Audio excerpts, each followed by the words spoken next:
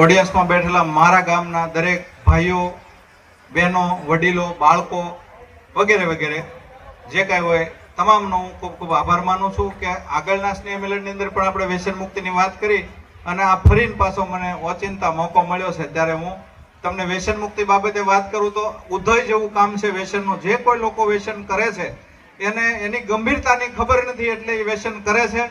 હું અનેક લોકોને એવાને મળ્યો છું, મને અનેક લોકો એવા મળ્યા છે અને એમાં મોટા ભાગની મહિલાઓની આ વેદના છે કે અમારા ઘરનો દીકરો કોઈ ડ્રિંકિંગ કરી રહ્યો છે, મારો હસબન્ડ કોઈ ડ્રિંકિંગ કરી રહ્યો છે.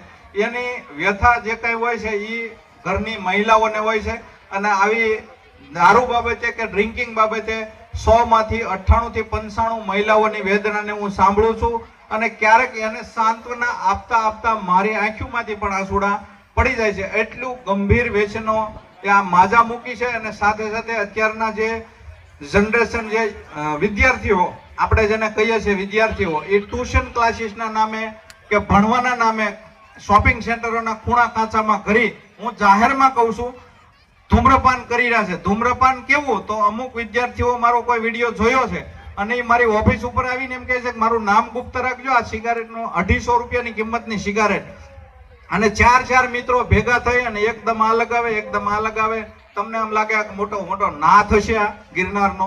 આવી રીતે ધૂમ્રપાન કરી રહ્યા છે.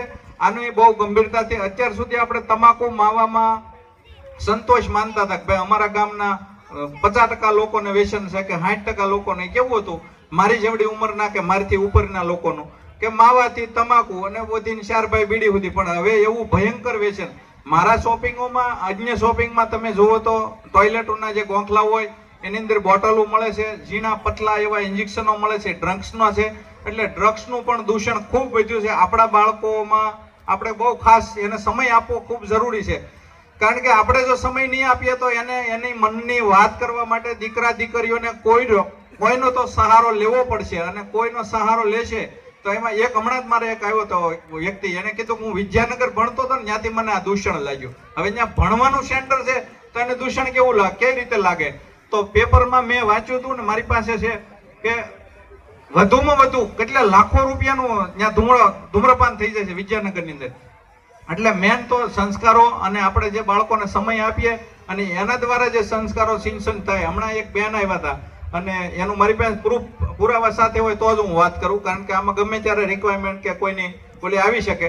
એ લેડીઝ એવું મને કીધું કે હું રોજે 350 રૂપિયાનું ડ્રિંકિંગ કરું છું ને 300 રૂપિયાને ધૂમ્રપાન કરી જાઉં છું. મેં કીધું તમે ધૂમ્રપાન કરવા જાઓ છો ક્યાં?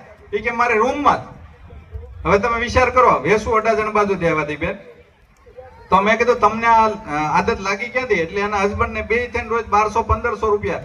વિચાર કરો માણસ દમતોડ મહેનત કરે ત્યારે સાંજે 500 રૂપિયા મજૂરી માંડ મેળવી શકે અને જે લોકો સમર્થ લોકો છે પૈસાવાળા લોકો છે 1000-1500 રૂપિયાનું ધૂમ્રપાન કે ડ્રિંકિંગ કરી નાખે. આ કેટલું દૂષણ. એટલે આપણા ગામના બીજાનું તો જે થવાનું છે એ થઈ થવાનું છે પણ આપણા ગામના જે યુવાન મિત્રો છે અત્યારે જેના દીકરા દીકરીઓ અભ્યાસ કરી રહ્યા છે, યુવાની ભર યુવાનીમાંથી ગુજરી રહ્યા છે, એને ખાસ કંટ્રોલ રાખજો કારણ કે તમે જ્યાં જોવો અહીંથી બહાર નીકળો અહીંયા વચ્ચે ધૂમ્રપાન અને આ બધું વ્યસનનું ખૂબ દૂષણ મહાનગરોની અંદર ફૂલ્યું ફાલ્યું છે. એટલે એનાની અંદરથી બસવું હોય 32 દાંત વચ્ચે જીભને રહેવું એ બરાબર છે. ગમે ત્યારે ગમે એને શિફ્ટ આવી જાય. આપણને સપને ન ખબર હોય કે આપણા સંતાનો કે આપણા હગામાંથી આવું થાય. એક વ્યક્તિએ આપણે એરિયાનું નામ નહીં આપી, હાલો એ બધાને ખબર જ છે. એને એવું કીધું કે અમારો દીકરો છે ને એ ગાંજાની આદત લાગી છે ને અને રોડ ઉપર પડી જાય છે તો એના માટે એની પ્રોડક્ટ લેવા આવ્યા હતા. પછી મેં એની પાસે ડીપમાં બધું જાણ્યું ને તો એને એવું કીધું કે એને કોઈ હગા સંબંધી સમજાવવા આવે ને તો એને આંખમાંથી આંવડા પડી જાય ને એવું તમને લાગે કે હવે કાલથી તાર રેડી થઈ જાય. બીજે દી સવારમાં એ હગાને ઘેર જઈને કે હું કહેતો દઈ કાલ હગો એનો કાકો હતો ને એને એમ કીધું તું મારા બાપનો ભાઈ છો ને તને માન ના કોઈ કે હું કે આ વ્યસન કરાવે માણસને માણસમાંથી હેવાન બનાવી દે, ઇન્સાનમાંથી હેવાનિયત બનાવી દે આ વ્યસન. એટલે આનાથી ખાસ દરેક લોકોએ બચવું જોઈએ. આ વાત સાથે અહીં મારી વાણીને વિરામ આપું છું. અસ્તુ, ધન્યવાદ.